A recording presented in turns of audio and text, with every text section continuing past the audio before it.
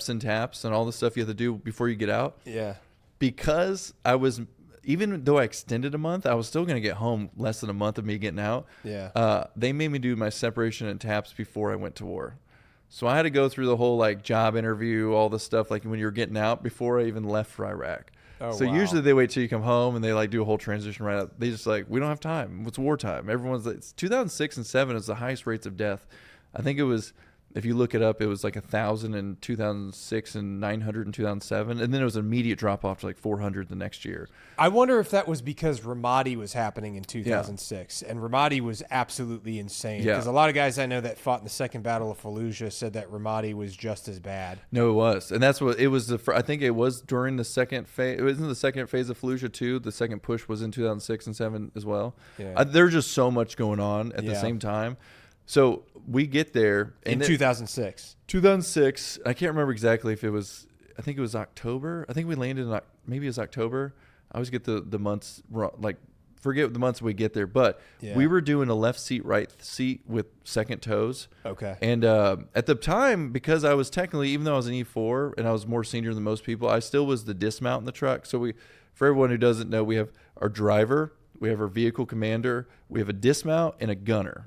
Obviously, gunners in the 50 cal, the Mark 19 or the SAW, or the other 50 cal, I think it was.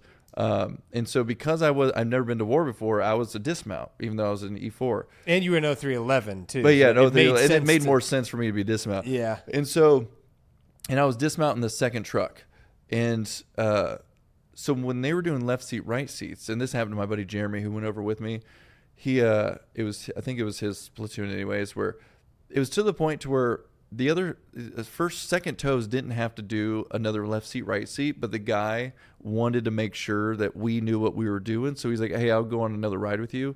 Yeah. And they went down MSR Mobile towards the prison, and it was one of the largest IEDs that ever went off in Iraq. And it was because that's a 6-lane highway going through MSR Mobile is like 3 lanes over here, 3 lanes over here with the median. Oh. And under it, the culvert, what do you call those big circle? Yeah, like a culvert. Yeah, culvert was stacked. They stuffed this thing with, and it ended up being a very complex ambush to where they blew that thing up. And luckily their chameleons were on. We had chameleons. I don't know if they called it something different. It was like the jammers that stopped IED transmissions coming in. Yeah. We had chameleons, and the Blue Force tracker was like how we saw everything. Yeah.